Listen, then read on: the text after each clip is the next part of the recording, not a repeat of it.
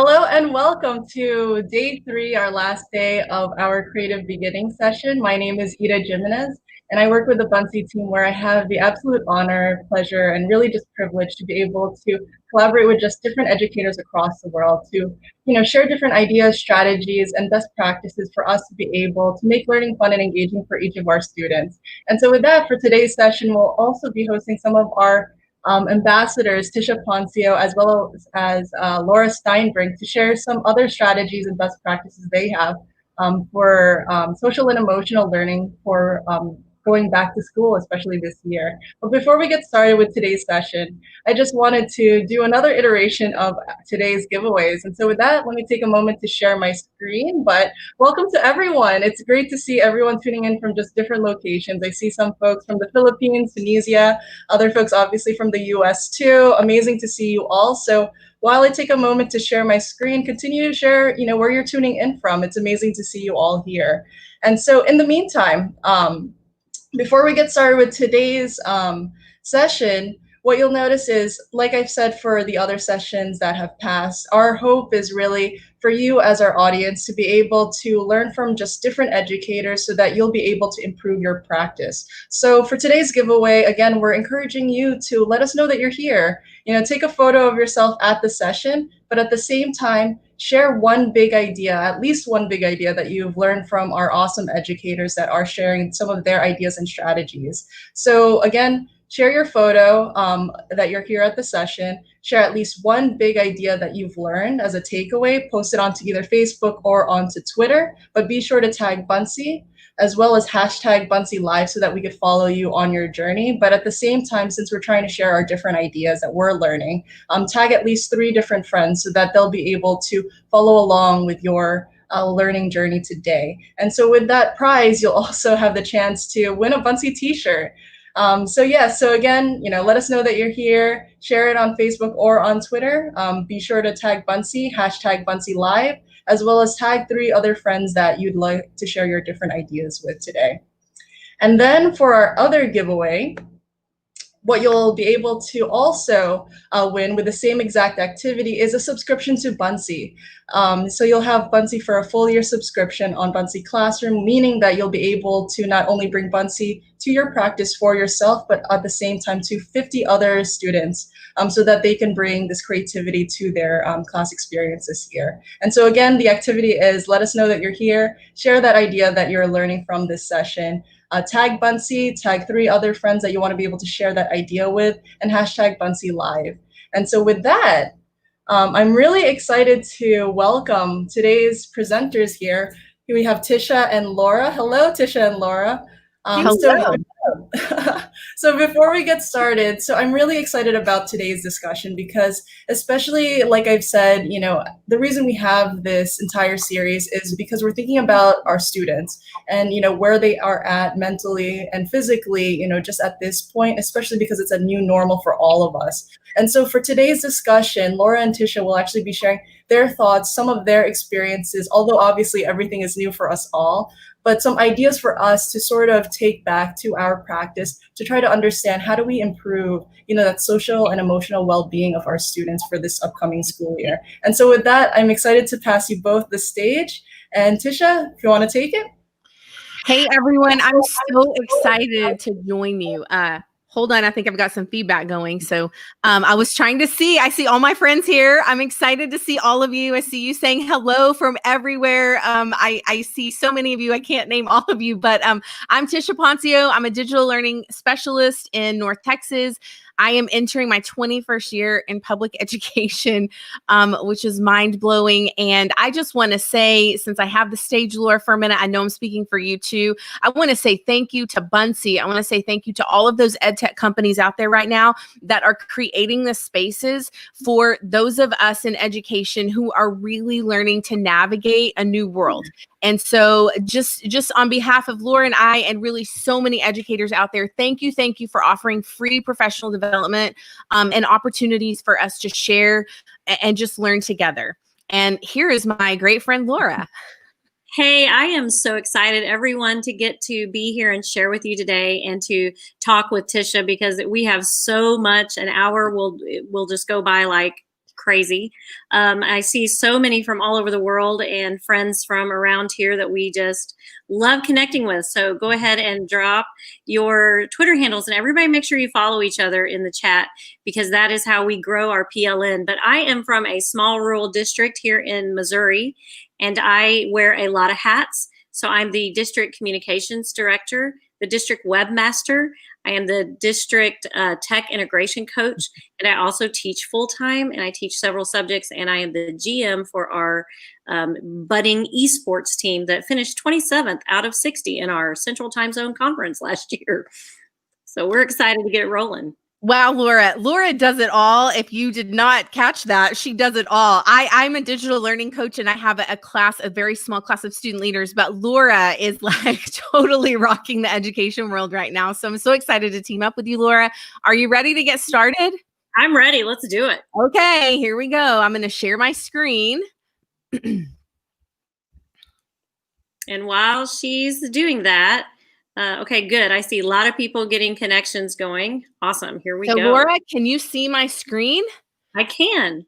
Perfect. You know what, Laura, before we start this, I really just, I want to throw this out there, and I know Buncie's going to share this, but I want to, this is Super Jace, my son, and I'll tell you that the really what started me personally knowing that social and emotional learning was going to be a big thing was when my own son was struggling, and he actually used Buncie to go through his feelings. And so I just wanted to show you how simple this is. I didn't give him any direction, and I'm going to link that, but if you follow me on Twitter, I'll throw that in there as well.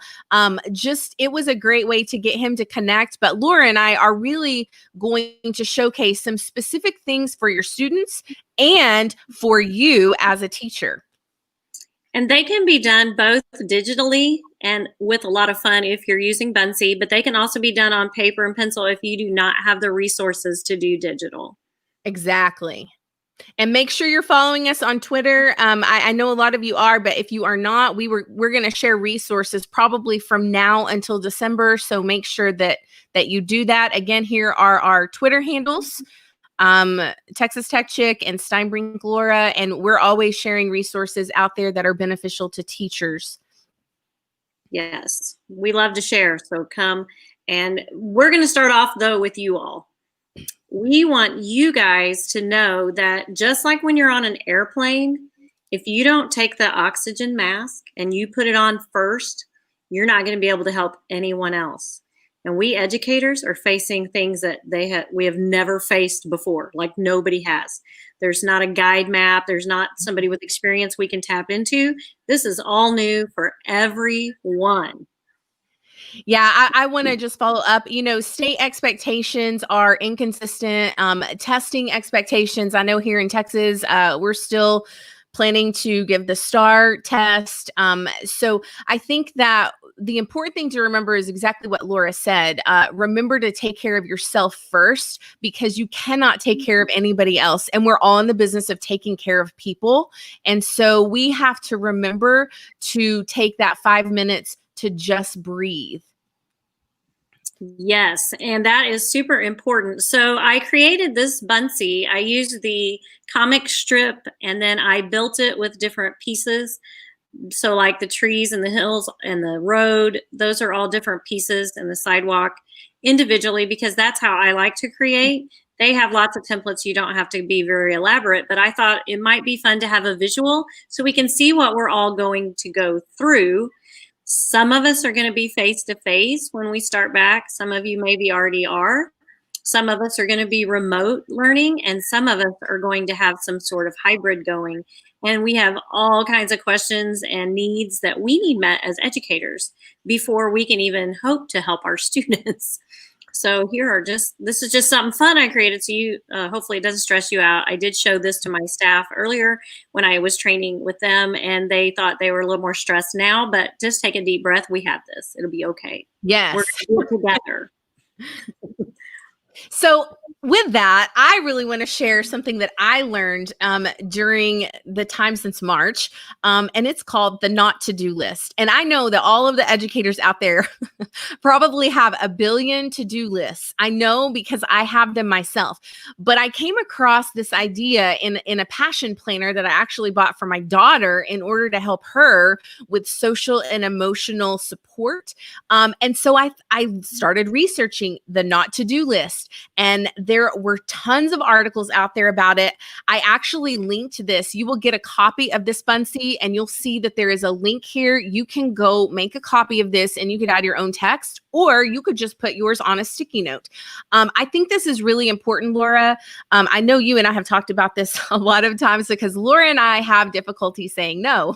We do. And so a not to-do list, I'll give you some examples of what's on my not to-do list. I didn't add it here because you aren't going to want all of mine. But my not to-do list is, especially during the week that I was on vacation, I had on my not to-do list, do not check school email. And for me, that's very difficult because I want to support my students and my teachers 24/7, 7 days a week. So I had that on there. I believe my other not to-do list was do not go over 30 minutes on social media because you guys all know, I know you do, that it is a minefield out there on social media. And what we see is what we take in. And so this just was helping me focus on what I needed to be doing because I could see it. Oh, I shouldn't be doing these things. And then it would refocus me. And I would just become more conscious of my behaviors, which I think is really, really something that we need to remember. And you can change it up every week. You could change it up every day. You could change it up every month, but it's really up to you. I just really liked this for me. And I know for Laura, who wears many more hats than I do, I think this is a great focal point. And I think you can do this with your students too. It could be a classroom goal. So like as a class, what are we not going to be doing? And I see Rochelle popped on and said she needs a not to do list. And that is very true. Rochelle is very busy too. But when I talked with my teachers about a not to do list, some of the ones that were most popular, which everyone I know can relate to, are I do not want to get consumed with work when I'm at home. And sometimes we can do that. We bring either the problems our students are having, our own problems we're having, all the work. Maybe we have papers to grade. We have all kinds of things floating around in our head, lessons to plan. We have got to take time for ourselves, and it is okay to stop and take time for ourselves. So don't always spend your whole evening consumed by work. I think that's a great add-on, Laura. You know what I would even add to this is as a family, come up with a what not to do list. Yeah. I think that would be a great plan as well. Yeah, students, educators, this is great for anybody. And so we just wanted to share that idea with you, and maybe that's something you could implement today. Yes. And then I don't know if you know about the Teach Better team, but I'm on their newsletter. Like I get their email, and a little bit ago they sent out a few tips about how to make sure that you're taking care of yourself during this time. So number one was make friends. Well, we all know that is very important, and we do not mean just locally, although we could. And if you're at new school, like new to your school, that's definitely something you're going to want to do. But find your people that will push you and help you come up with things that make you better, make you feel better, and can round out that either personal PLN, your family, or your professional PLN that can help you. But make friends, get out there. So Bunsey, as the Bunsey man says, creativity loves company. So always try to make sure you get connected. And that's what we're doing already. So you guys are rocking that. Yeah, I would encourage, if you're already connected, you guys really encourage those teachers and educators around you. I mean, before the pandemic and everything, I felt like there were some teachers who were really resistant to connect online on Twitter and Facebook and Instagram. But that is such a great resource, and was for me, Laura, when I was the only digital coach in my district. So definitely. That's me, the only one. Yep. I'm feeling it. So, and then stay connected. And sometimes, I don't know if you're like me, and you're going to have students like this. The harder it is in life for them at that moment, the more they want to push away. And I do that. And I know I do that. So I can consciously work on that. So if you can help students and your staff and your friends know that, oh, I'm having a tough time and I'm trying to push away, I'm trying not to push away, I'm having a little battle here, maybe you can help me. Find those people that can make that connection. Be aware of your students and know that they're having that issue too, and that it's not personal. They're not pushing you away because of you. It's because of what they're dealing with, and that's just their natural inclination, right? So if you know that you do that, if you're a pusher awayer, make sure you know that. Yes. That's me too, Laura. And yeah, and one thing I love about Buncee is the Ideas Lab, where you can connect with other educators because we're sharing, and Buncee boards. You can connect, and all your classes can share with some creativity things that also help people. And Buncee is a great way to facilitate that. Yes. Ooh, okay, and the last one, yes, this is my favorite too. Y'all, we need to take a deep breath, and we need to take time for ourselves and relax. It might be 5 minutes a day. It might be 30 minutes a day. But if you give me time to create with Buncee, then I totally can have a big time suck evening where I'm totally enjoying myself. And I will get lost in the creation. If you are not someone who likes to digitally create, take time and do some sketches. Create a garden or a beautiful spot in your area.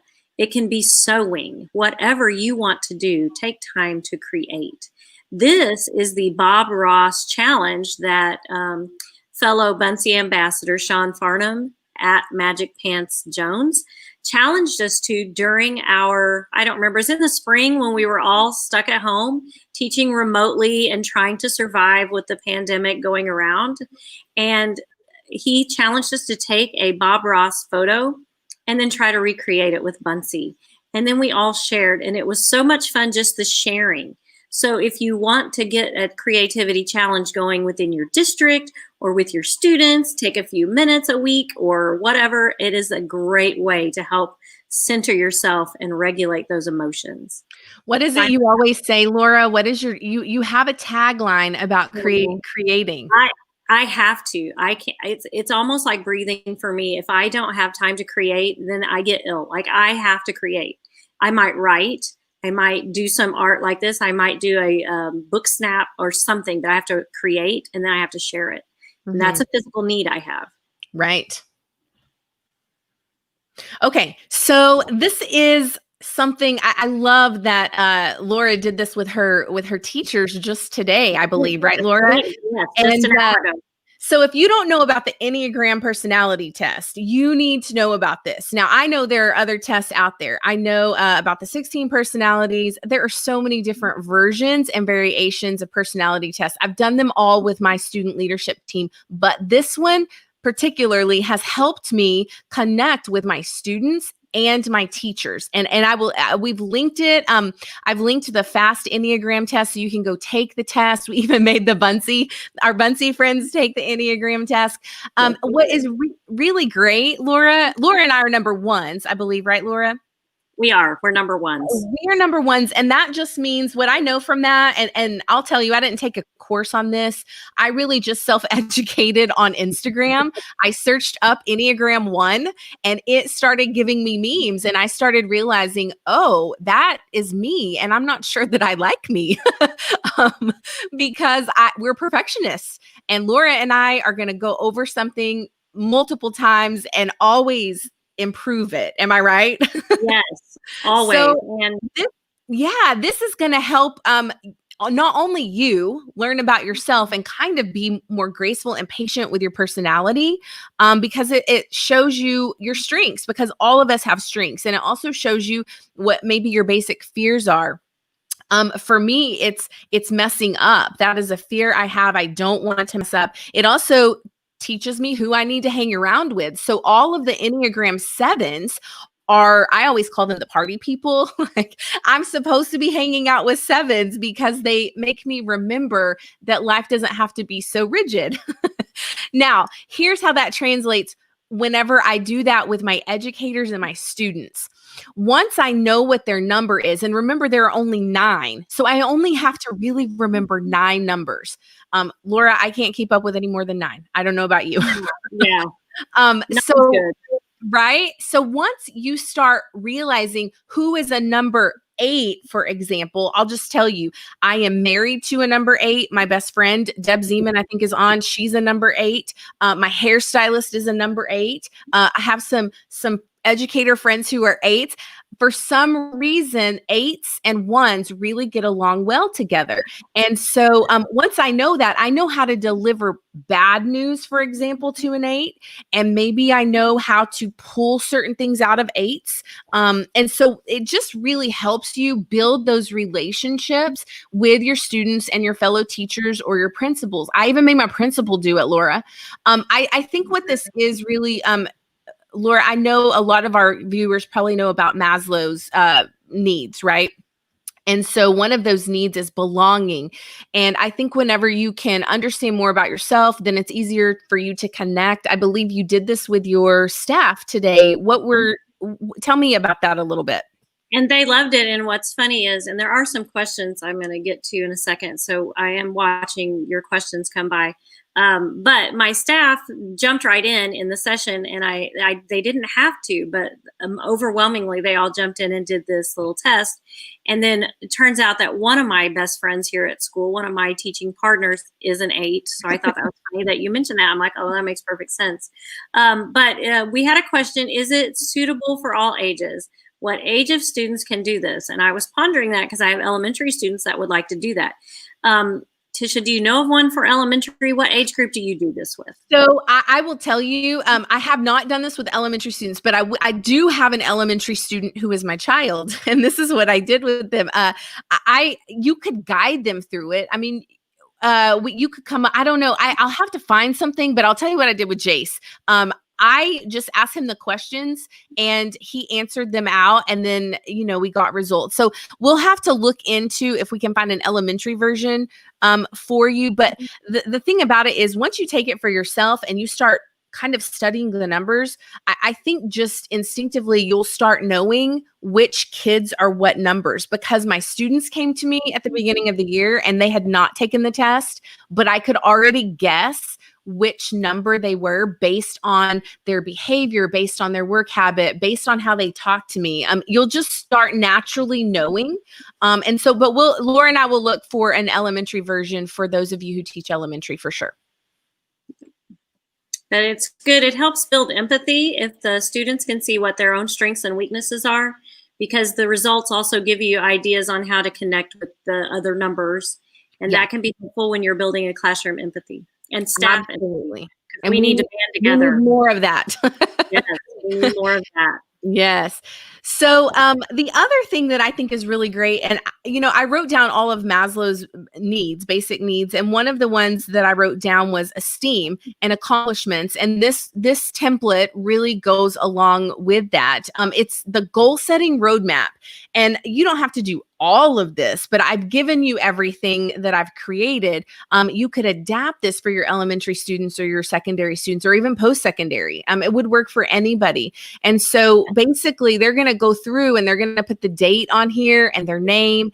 And then what are their goals? You let them kind of add the text and the arrows for this next 3 months or the next year or 6 months or for their lifetime. It's just really good for them to visually see it and create it, so that in the middle of pandemic and really high stress, fight or flight feelings, they remember that they have goals that they can still accomplish.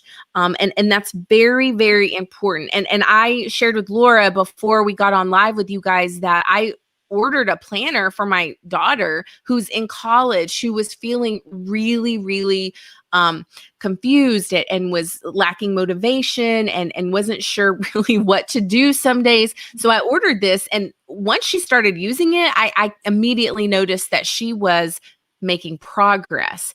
And so every week or month, she comes up with a game changer goal and she writes down her steps. And it could be something basic, Laura, like I want to be more active, right? That was mine. I need to work out every day. And so I wrote down exactly what I needed to do. I apologize for not filling out mine for you so you can see what that looks like, but I definitely will post it out on Twitter. You'll see my real goals. I'll share those with you. I'll be very transparent so you can kind of see what that looks like.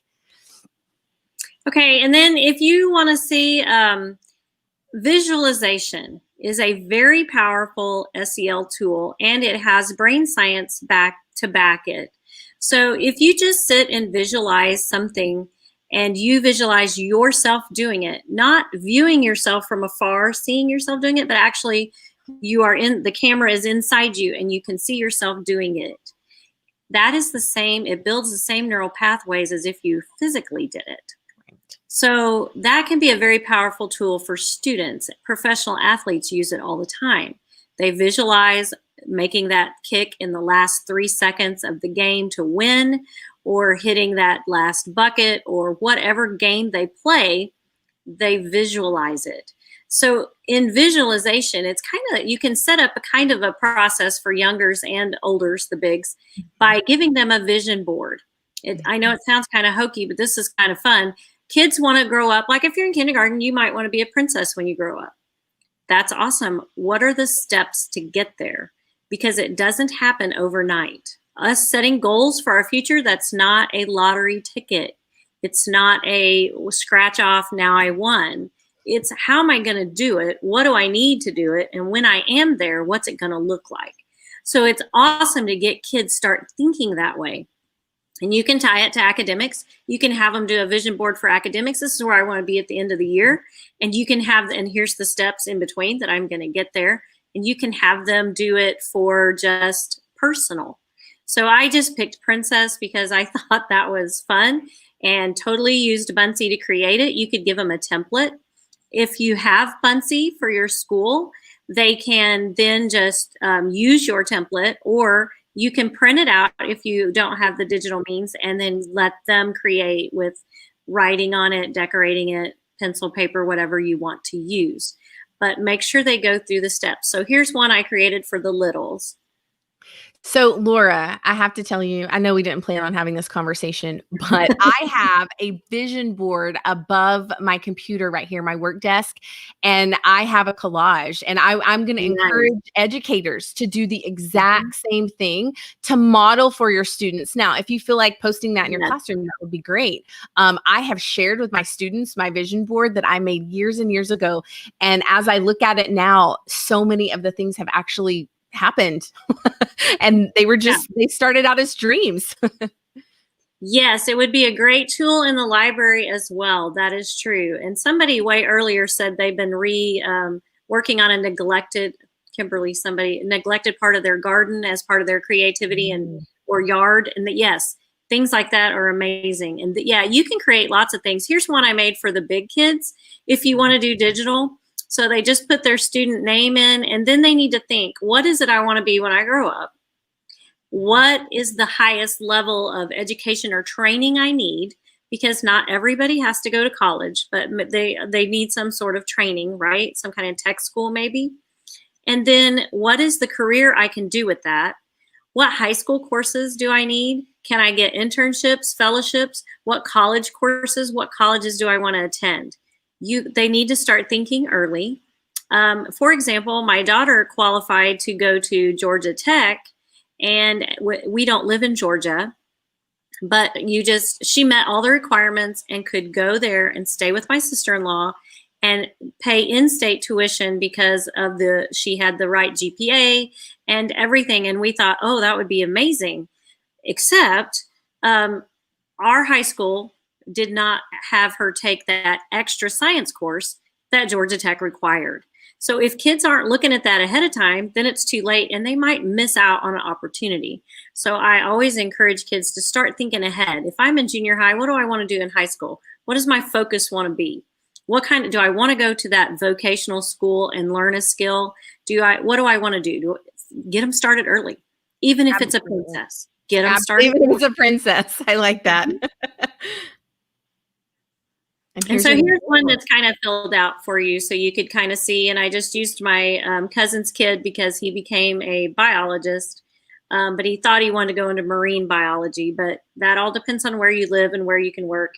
And kids need to have that idea. And then see if they do it in Buncee. I did not make it super decorative because I was trying to go for the guy look because I already did a princess.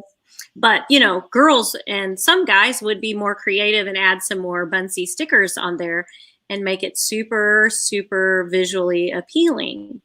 But if they start planning their future, and they're just going to have a much easier way to go. Those vision boards can be so powerful. I really like this, Laura. I'm probably going to steal it for my own students. I don't think they're watching, but they know. And I'm going to link it so people can copy it, I think. Yes. I think. Okay, so when I started studying John Hattie's work, I don't know if all of you are familiar with John Hattie, but he is an educator out of Australia, and he's done some extensive research on the things that affect high achievement in students. And he's come up with 252 of them. One of them is self-reported grades, and that's what I chose to focus on a couple years ago to help my students with social emotional learning, because goal setting is part of that.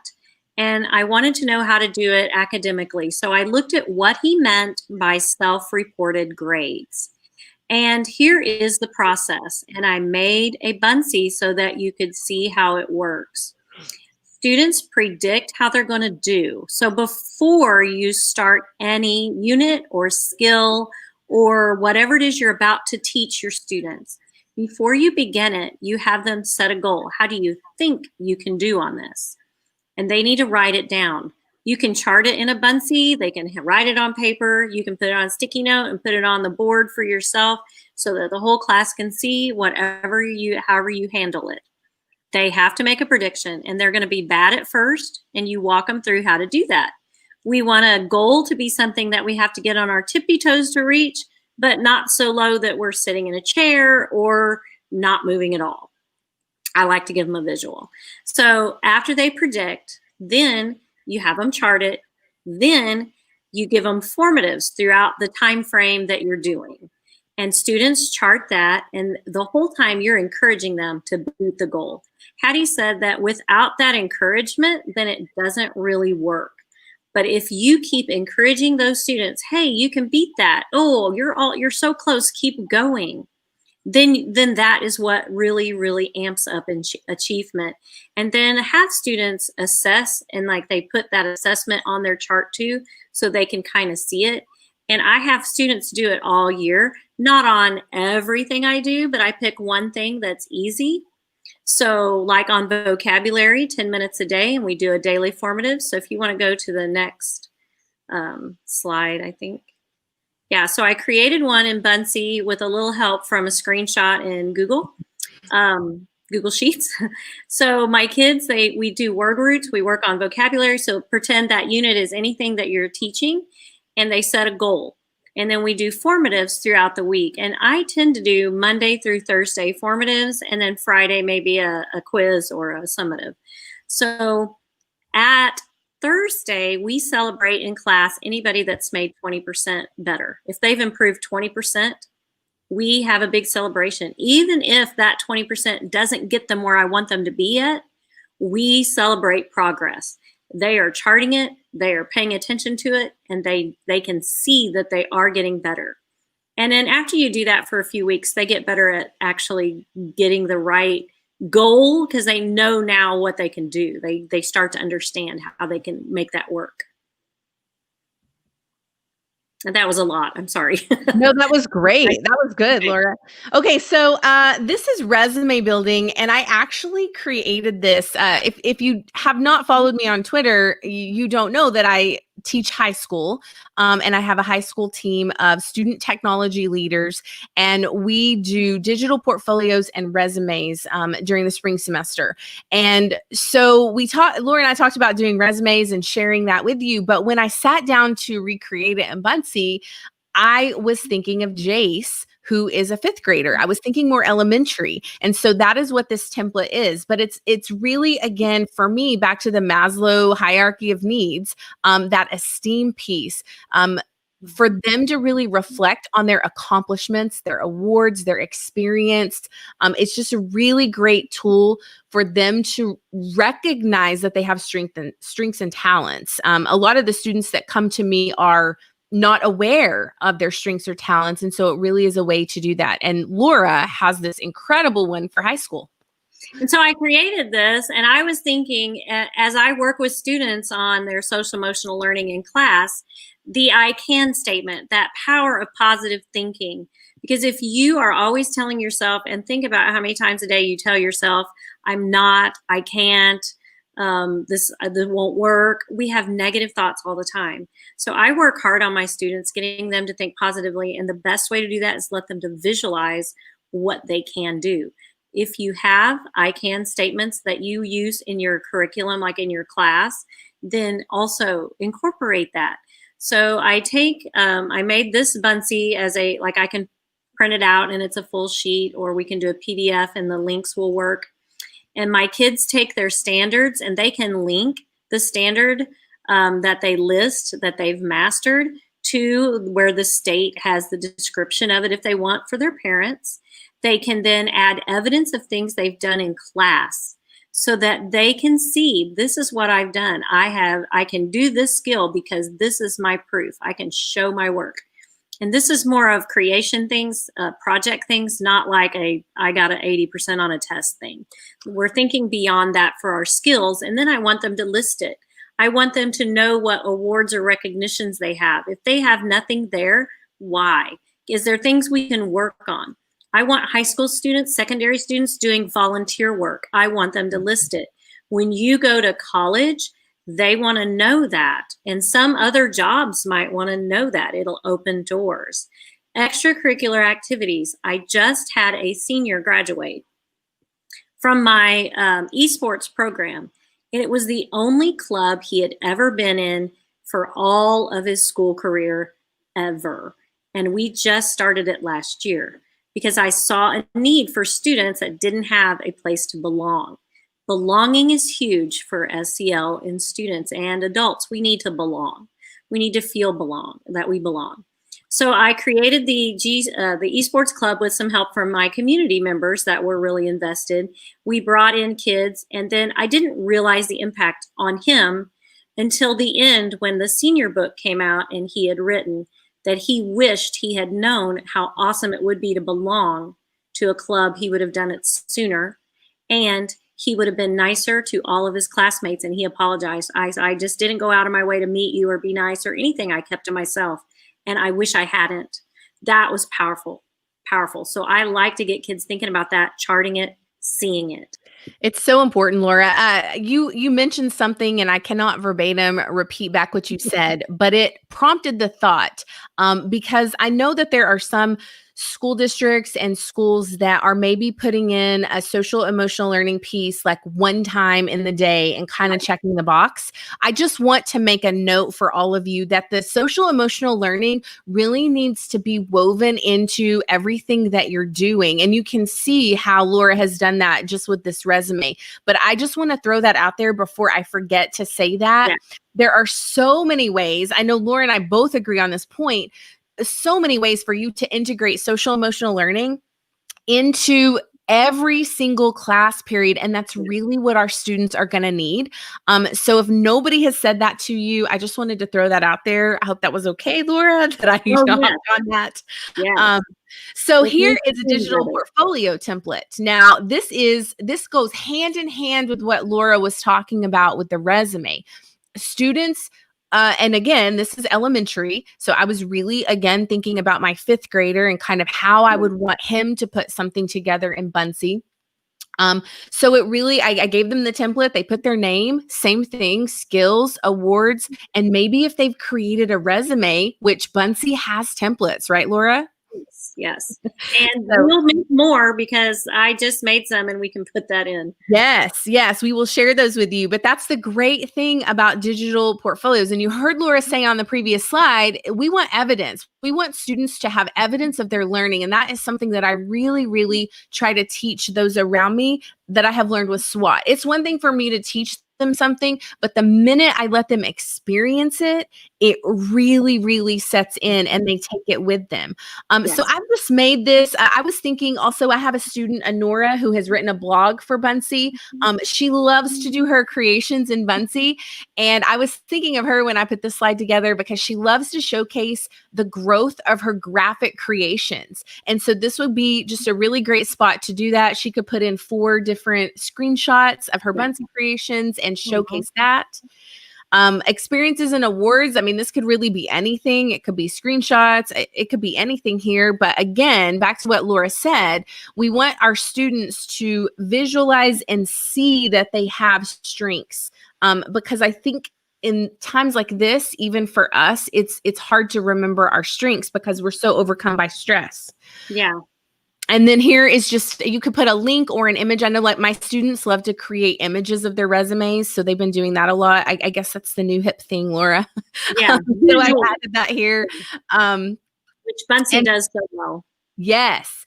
Okay. So I recreated this for you in Buncee and it was actually a lot of fun, but here's what I want to tell you. I have linked it. And if the link doesn't work, all you have to do is reach out to me and I will give you the original document that I created. But this is a student-led conference template. And you'll notice that it really already kind of takes everything into account that Laura and I have already told you, which is, my students write down each day. That's how I like it. I want to see each day's tasks, projects, and goals. And then on the right side, I want to know, did they have any questions? Did they have notes they wanted to add? Or what challenges did they have that they could not complete the task? They keep up with this particular document at the high school level, I believe, for 2 weeks. And then I do a student-led conference. So those of you that are virtual learning, I actually would do this with them in small groups on a Zoom meeting when we couldn't see each other. And then when we were face-to-face, I would take them individually and I would have them actually tell me they had to give themselves a grade up there. If you see that grade for evaluation period, I'm not filling that out. They are filling that out. And then over here on the bottom left-hand side, they have to validate for me. So if they believe that they need 100, I'm going to look at the tasks and projects that they wrote down, and I'm going to kind of look at what their validation is, and we're going to have a discussion about that. And what that really does is that gives the learner autonomy. I want my learners to take responsibility for their learning, and I want them to learn that skill before they leave high school. I also have a goal setting piece, and I left this very open-ended for those of you that want to use this template. Specifically for me, I have my students set 2 goals every 2 weeks. And usually it's a personal goal that they have to choose, or it could be maybe a sports goal that, that would all tie in. But then I also want them to come up with a goal specifically for our class. And we talk about the steps that it's going to take for them to get to that goal. And they're not huge. I don't want you to think it's something huge, but for example, one of my students set a goal. They wanted to be better at graphic design. And so I gave them some steps and some challenges to help get them to that place they wanted to be. And so again, Laura said, we all have self-talk where we say we can't do something, but the truth is we have to push that aside and remind ourselves what we can do. And that's really powerful for your students, and it's powerful for you as a teacher. Yes. So that leads us to our last little bit that we want to share with you on gratitude. So the more negative we are, and I already spoke today to some of my teachers, so if I've already mentioned this, we're going to go over it again. And yes, we are going to, everyone, we are going to get that link dropped in there. I can't drop it right now, but we will get that in there to you soon. There it goes. Buncee's got that in there if you want to have the link to our presentation. Yes. We've just dropped it in. But on gratitude, let me talk to you about gratitude, because if we are negativity, and we keep being negative, then our brain, the science will show you that our brain starts to rewire those neural pathways to look for all the negative. And one of the ways we can combat that, and right now we all need to combat that, is to look for some gratitude. Can you stop and be grateful for one thing a day? You can do that in your classroom with a Buncee. You can do a challenge. I decided to do a 30-day Buncee challenge of gratitude. that I'm going to roll out with my staff. And I talked to them about it today, and they were all excited. So there's already a Buncee Challenge template. All I did was add 30 days and of gratitude, added that text. So and Cindy, we just dropped that. If you scroll up, okay, I think you got it. We have that now. Good. Okay.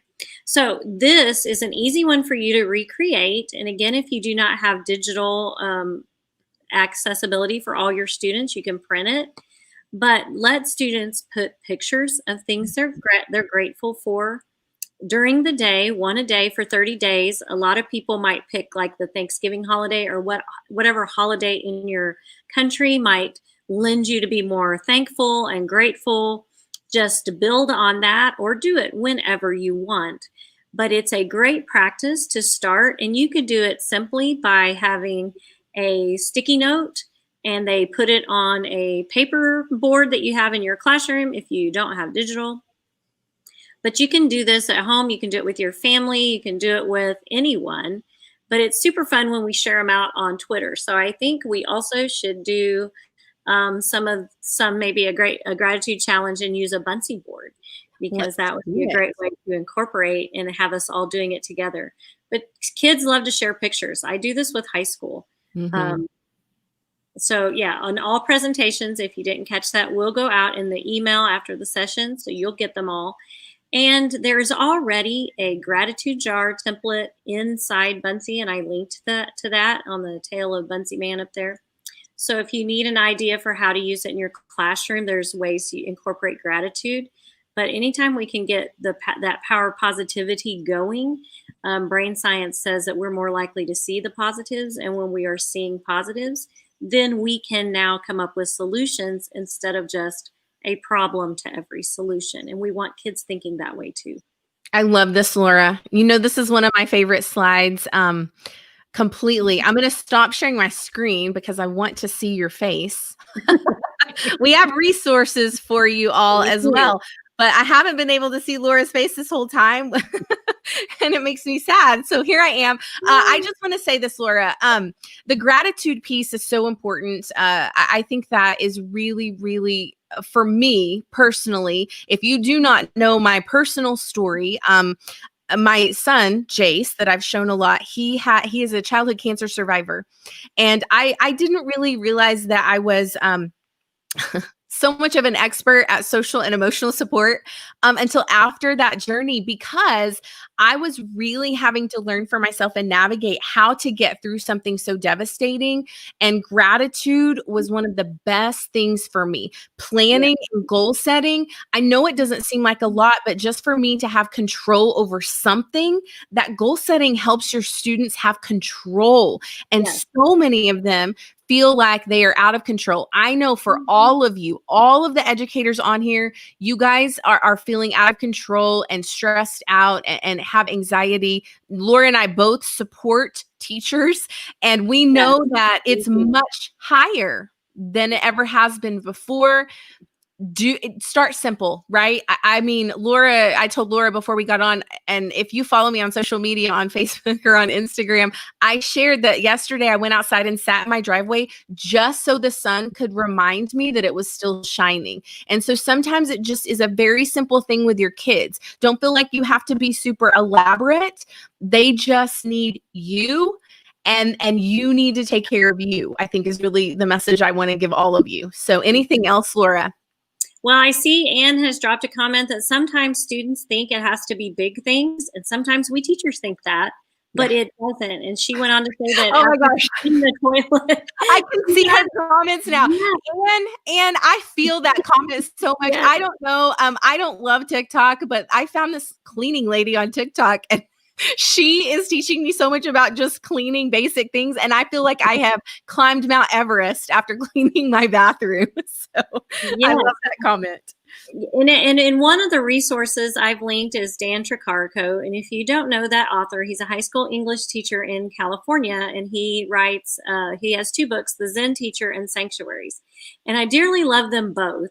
So if you, and one of his best practices that I like to do is take that 5 minutes.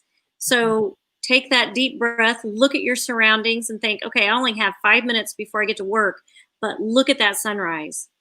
Yeah. Look at the fog rising off the river, or look at my puppy, needs a hug. He's so cute. Take 5 minutes and it's going to help a lot. Absolutely. Absolutely. Do we have any last minute questions? I know that we have kind of a surprise at the end for you. How can we save this presentation from the link? I think we've made that link copyable, maybe. Have we made that link? Let me go check. Okay. Hello, I'm back. You're back.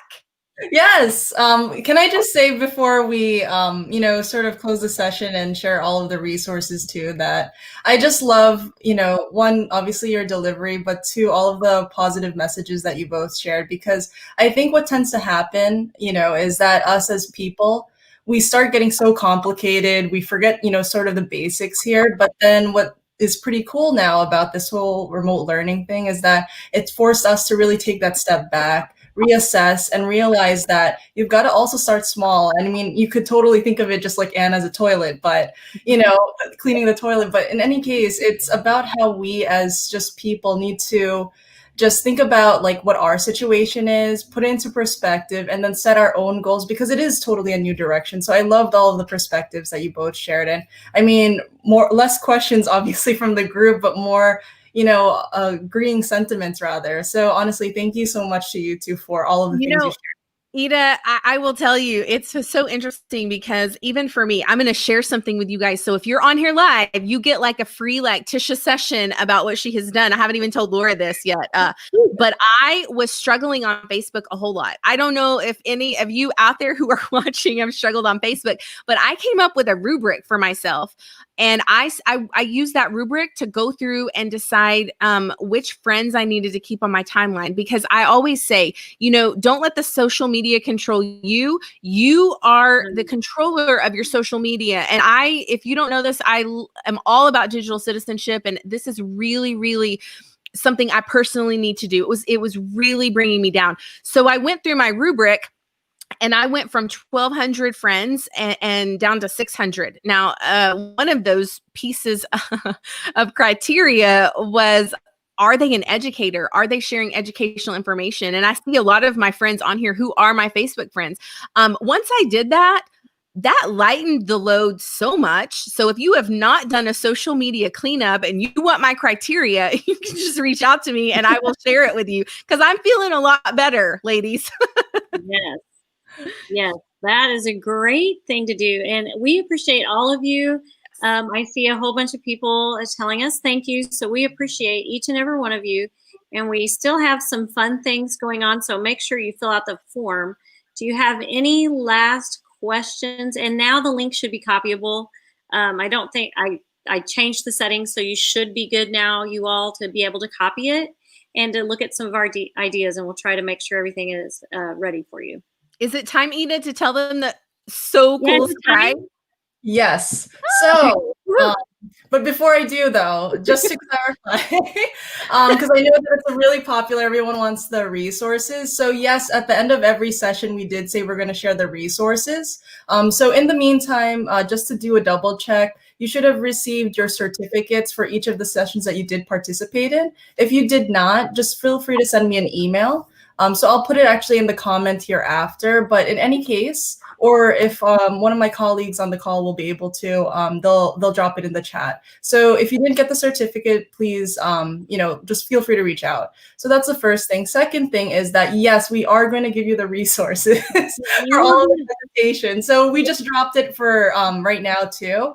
But we're going to send a follow-up email for after all of the different webinar series, just so that you had it all in one place. So do expect an email with all of the different recordings, as well as all of the resources that everyone had shared, including any of the documents, whether it was a presentation or not. So that will be in one email too. So you'll be able to expect that tomorrow morning, which might be evening for some of you that are tuning in from other areas. But the last main thing is that as part of our other giveaway, today we are also doing our daily session giveaway. So for partaking in today's session, at the end of today, we'll be announcing a giveaway winner at 8 p.m. in addition to the other ones that I shared. And so what you will win is what my dear friend Tisha here we'll actually show you. So Tisha, do you want to pull up your screen for a second? Sure. Let me share my screen. Hold on one second.